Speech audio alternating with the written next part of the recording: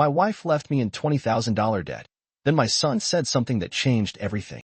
It all started on a rainy Thursday evening when I came home from work, exhausted but hopeful to enjoy a quiet dinner with my wife and our 10-year-old son. But what I walked into was something that would shake the very foundation of my life. The house was eerily quiet. No laughter from the living room, no clatter of dishes in the kitchen. I called out, "Claire," expecting her voice to echo back, but nothing. On the dining table sat a single envelope with my name written on it in her handwriting. My heart dropped. I opened it with trembling hands, and with every word I read, I could feel my world collapsing. "I'm sorry, but I can't do this anymore. I've left with Daniel. Please don't try to find me. I need to be free." Daniel, her old friend from college. I always had my suspicions, but never imagined she would just pack up and leave, let alone leave me with our son, our bills, and as I would soon find out, $20,000 in debt. Apparently, while I was working overtime to support our family, she had been spending recklessly, maxing out our credit cards on vacations I never went on, clothes I never saw,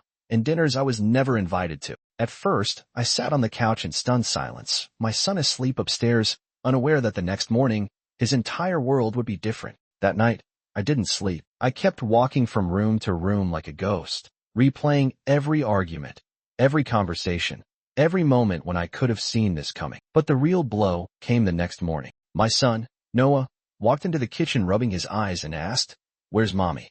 I had no words. I simply hugged him tightly and whispered, "It's just us now, buddy." And he, in his innocent voice, said something that broke and healed me at the same time. "That's okay, Daddy. I only need you." In that moment, I realized I couldn't let this break me. I couldn't drown in anger, in regret, or in debt. I had to rise for him. The days that followed were hard. Phone calls to banks, unpaid bills, frozen accounts. I picked up extra shifts, sold my car, canceled everything we didn't need. I turned our living room into a study space and started freelancing at night. I was tired, more tired than I've ever been, but I kept going. And Noah? He was my light. Every drawing he made for me, every laugh we shared over scrambled eggs, every bedtime story reminded me that I wasn't alone. We were a team. I told him the truth. Not all at once, but enough. I explained that Mommy needed time away and that it wasn't his fault. And he never blamed her. Children have a way of seeing pain without absorbing its poison. Weeks turned into months, and slowly, the weight began to lift. I paid off our first credit card, then another. I started getting more clients through word of mouth. One day, my freelance side job turned into a full-time business. I was my own boss, making more than I ever did in my old 9 to 5. I enrolled Noah in a better school, started saving again, and even found moments to breathe. And then, almost a year later, I got a call from a blocked number. I picked up, and there she was, Claire. Her voice cracked as she said, "I made a mistake." She told me Daniel had cheated, that she had nowhere to go, that she wanted to talk to Noah. And I felt nothing. No rage, no desire for revenge, just calm clarity. I told her Noah was doing well, that he was safe and happy. And then I said, "We've moved on." That was it. Closure. No screaming. No second chances. Just peace. Today, my son is thriving, my business is growing, and I am more grounded than I've ever been. Looking back, I realized Claire leaving was the best thing that could have happened. Her exit forced me to wake up, to grow, to lead. Painful?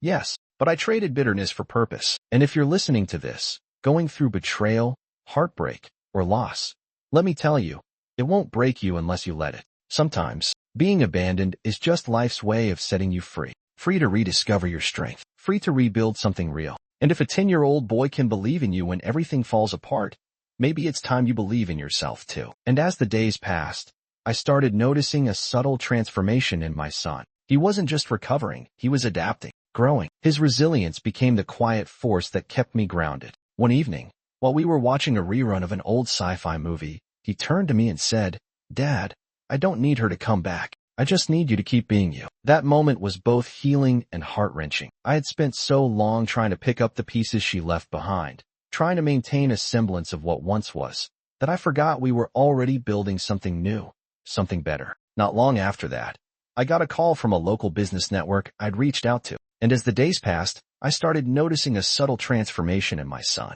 He wasn't just recovering, he was adapting, growing. His resilience became the quiet force that kept me grounded. One evening, while we were watching a rerun of an old sci-fi movie, he turned to me and said, "Dad, I don't need her to come back. I just need you to keep being you." That moment was both healing and heart-wrenching. I had spent so long trying to pick up the pieces she left behind, trying to maintain a semblance of what once was, that I forgot we were already building something new, something better. Not long after that, I got a call from a local business network I'd reached out to.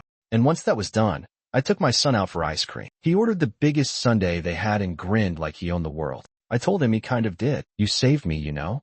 I whispered. He nodded. "I know, Dad. There's no handbook for being left behind. No manual for betrayal. But somehow, when you choose to face it instead of hide from it, something incredible happens. You find out what you're made of." And what we were made of, me and my son, was something no amount of abandonment could erase. Life didn't suddenly become perfect. There were still quiet nights when the memory of her leaving hit like a wave. There were times my son would ask questions I couldn't answer, like, did she ever love us? Or, will she come back? And I'd have to be honest, gently honest. Maybe she loved us in the only way she knew how, I'd say. But sometimes people choose themselves, even if it hurts the people who love them. He didn't always understand, but over time, he accepted it. We both did. Our home, once heavy with silence, began to feel warm again. I painted the walls with fresh color, not to cover up the past, but to declare something new. We planted flowers in the backyard, and every bloom reminded me that healing doesn't always announce itself loudly. Sometimes, it grows quietly, petal by petal. One weekend, we volunteered at a community shelter. I didn't think much of it until my son pulled me aside and said, "Dad, these people, they smile like you do now." That moment struck deep. I realized I wasn't just rebuilding a life. I was becoming someone my son could look up to. And as strange as it sounds, I started to forgive her, not for her sake, but for ours. Carrying resentment is like holding on to glass shards. It only cuts the one doing the holding. So, I let go. She reached out once, a short message. "I heard you're doing okay. I'm glad." I didn't reply, not out of anger, but because I didn't need anything from her anymore. Not closure, not apologies, nothing. She was the past, and we were moving forward. Second Chance Fixers expanded. We hired a few part-timers, then a full-time assistant. I watched my son hand out flyers proudly, introducing himself as the co-founder. His confidence bloomed in a way I never imagined. One night, as we locked up the garage where we stored our tools, he looked up at the stars and said, "You think Mom ever looks at the sky and misses us?" I put a hand on his shoulder and said, "Maybe, but we're right where we're meant to be." And in that quiet, under a sky full of stars, I knew it was true. The life we lost had made way for the life we were meant to build. One built not on broken promises, but on trust, on effort, on love that shows up and stays. Months passed, and with each new day, the distance between who I used to be and who I was becoming grew wider. Not in a way that rejected the past, but in a way that honored the pain without being controlled by it. I learned how to laugh again, genuinely. I discovered that the smallest things, like a homemade dinner with my son, or the sound of his feet running down the hallway in excitement, carried more meaning than I had ever appreciated before. My priorities shifted. I no longer craved validation from anyone who could walk away. I found comfort in reliability, in sincerity, in the quiet moments where nothing was demanded but presence. And through all of this, I watched my son grow not just in height, but in strength, emotional strength. He was no longer the confused boy left behind. He was becoming a resilient young man. There was one night, simple, nothing fancy, we were watching old home movies. The ones from when we were still a family of 3. I was worried it might stir up sadness in him, maybe even in me. But instead, he leaned against me and said, "We're happier now, huh?"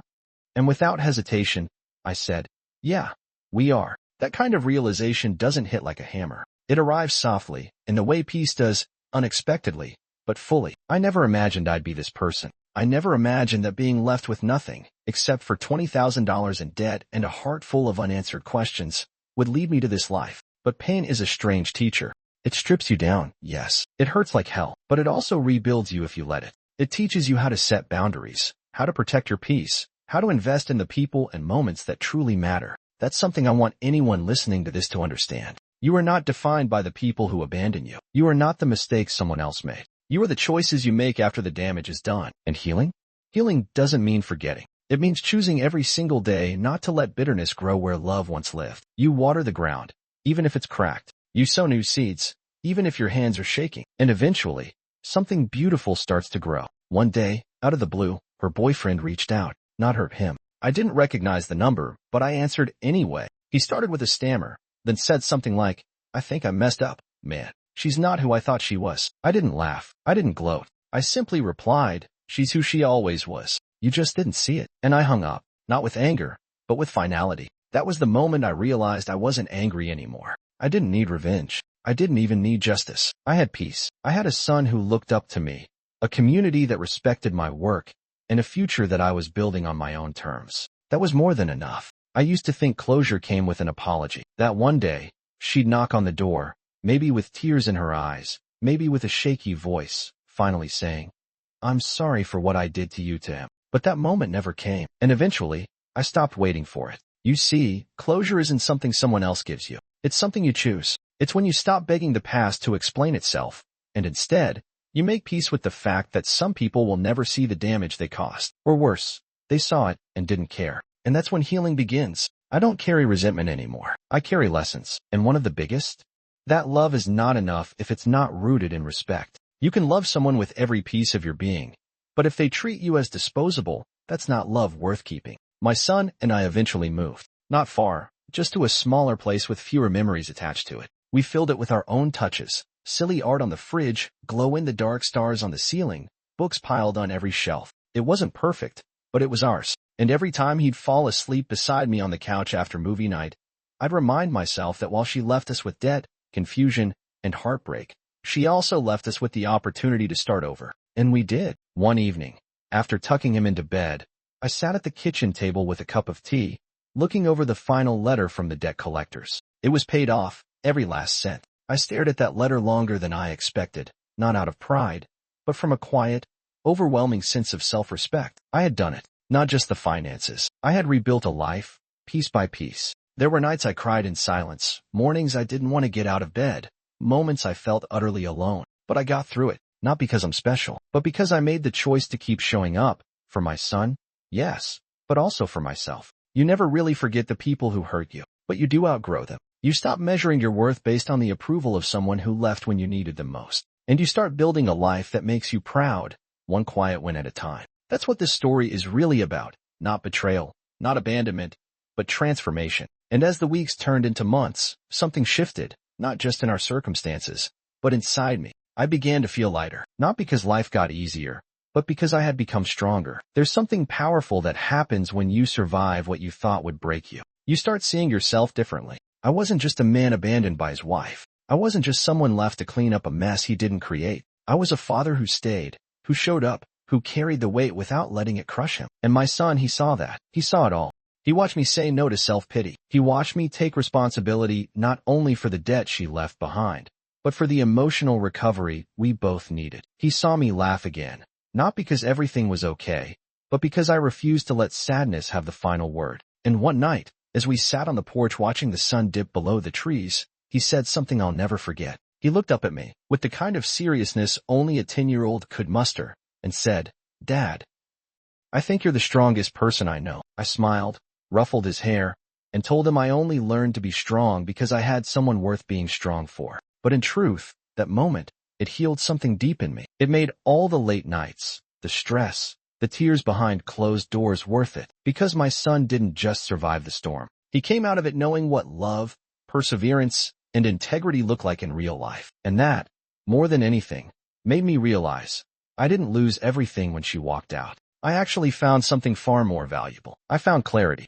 I found peace. And I found the kind of quiet strength that comes only from having your heart shattered and learning how to rebuild it, not out of bitterness, but out of purpose. The truth is, when someone chooses to leave you, especially when you've given them your trust, it feels personal. But often, it isn't about you at all. It's about their own lack of readiness to match the depth of your commitment. And that's not your failure. It's their limitation. So as time went on, I stopped seeing myself as someone who had been left. Instead, I started seeing myself as someone who had been set free. Free from pretending. Free from walking on eggshells. Free from carrying the emotional load of someone who had already checked out long before she packed her bags. I began to notice how much of myself I had silenced during that marriage. How often I swallowed my opinions to keep the peace. How frequently I overextended myself just to avoid arguments. How deeply I hid my disappointments behind a quiet smile. And once I no longer had to do that, I started breathing differently. I started speaking more honestly. I started reconnecting with the man I had forgotten I was, the man with dreams, passions, convictions. I also began to appreciate the beauty of simplicity, quiet dinners with my son, peaceful mornings with coffee, and no tension hanging in the air, weekends filled with laughter instead of obligation. I stopped measuring my happiness by someone else's approval and started measuring it by the quality of my peace. And as I did that, something incredible happened. I attracted new friendships, new opportunities, and eventually, a love that didn't demand pieces of me as proof of devotion. This time, love came softly, without tests or ultimatums. She didn't need me to prove my worth, she simply recognized it. And she respected it. That kind of love? It's healing. It doesn't fix your wounds, but it holds your hand while you learn how to. And as for my ex, she did reach out once. Not with an apology, but with curiosity. She heard through mutual friends that I was doing well, that the business I'd started in the ashes of our marriage was thriving, that my son was excelling, that I was smiling again. Her message was polite, distant, as if she was testing the waters. But I didn't bite, not out of anger, not even out of pride, but because I had nothing left to give that chapter. I'd read it, I'd lived it, I'd learned from it, and I had finally closed the book. What we had was real, for a time. But not all things that start with love are meant to end with forever. Some are meant to teach us, to shape us, and sometimes, their only purpose is to show us how much we're capable of surviving. So I didn't respond to her message. I didn't ignore it out of cruelty, but because I genuinely had nothing left to say. Everything that needed to be said had already been expressed through actions, through growth, through the life I had built without her. And silence, in that moment, was the most respectful closure I could offer, both to her and to myself. You see, I had finally understood that not every story requires a sequel. Some stories end mid-sentence, and that's okay. What matters is what you do with the blank page that follows. I poured my energy into that blank page, into building something stable for my son, into creating a space where he could feel safe, supported, and loved unconditionally. I never spoke ill of his mother around him, not because I wanted to protect her, but because I wanted to protect him. I wanted him to grow up understanding that people are flawed, that they make mistakes, and that healing isn't found in blame, it's found in rising above it. And slowly, I watched him blossom. He started smiling more, sleeping better, asking deeper questions about life. He became curious, empathetic, and surprisingly resilient. He taught me, day by day, that children don't just learn from what we say, they absorb how we live. Financially, things were hard at first. That $20,000 debt didn't disappear overnight. I took extra freelance work, made sacrifices, sold a few things I once thought I couldn't live without. But you know what surprised me most? I wasn't angry while doing it, because each dollar I repaid felt like reclaiming a little more of my freedom. Each small victory, paying off a credit card, landing a new client, saving enough for a weekend trip with my son, felt like a quiet celebration. And soon, that debt became a memory, a scar I carried not with shame, but with pride, because I paid for my freedom in full, and it was worth every cent. When people ask how I stayed so calm, so grounded, through everything, I tell them the truth.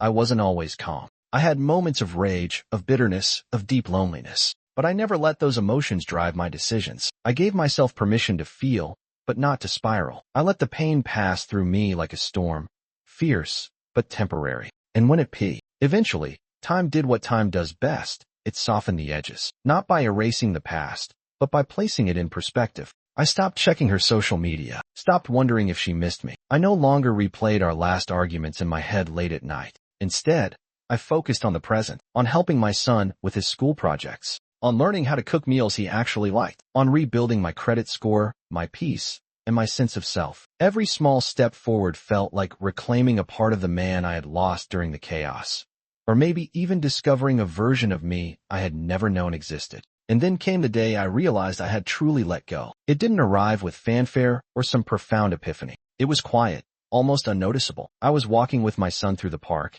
and he told me a joke. One of those silly, innocent things only a 10-year-old could come up with. I laughed, a full, genuine laugh. And in that moment, I wasn't thinking about the past. I wasn't measuring my happiness against what had happened. I was simply there, present, grateful, alive. And that's when I knew. Healing isn't a finish line. It's not something you cross with dramatic music playing in the background. It's the gentle moments, the ones you don't see coming, when you realize them. Since then, life has continued, with its challenges, its joys, its quiet wins. I've met new people, formed new connections. I didn't go looking for love, but love eventually found its way to me in the form of someone who saw me not as broken or damaged, but as resilient and whole. She didn't try to fix me, she simply stood beside me as I continued to rebuild. And with her, I learned that trust isn't about forgetting the past. It's about believing that someone else won't use your scars against you. And that belief, that shared respect, has created something beautiful and strong. Not perfect, but honest and real. And now, as I stand here, no longer the man who once trembled under the weight of abandonment, no longer the father drowning in guilt, I see a future that I built, not from revenge, not from resentment, but from resilience and love. My son is thriving. I'm building something meaningful for us. And while there are scars, they no longer sting. They remind me that healing is possible, even after the deepest cuts. If you're someone who's been left behind, used, or broken, hear me when I say this. You are not defined by what someone else did to you. You are not the sum of your debt, your heartbreak, your loneliness. You are the strength that rises when there's no one else to lean on. You are the quiet decision to keep going for yourself, for your kids, for the life that still waits ahead. And sometimes, the smallest voices, like a 10-year-old boy asking if you'll be okay, carry the power to change the course of everything. Thank you for listening to my story. I hope it reminds you of yours. And if it does, don't forget, healing starts here.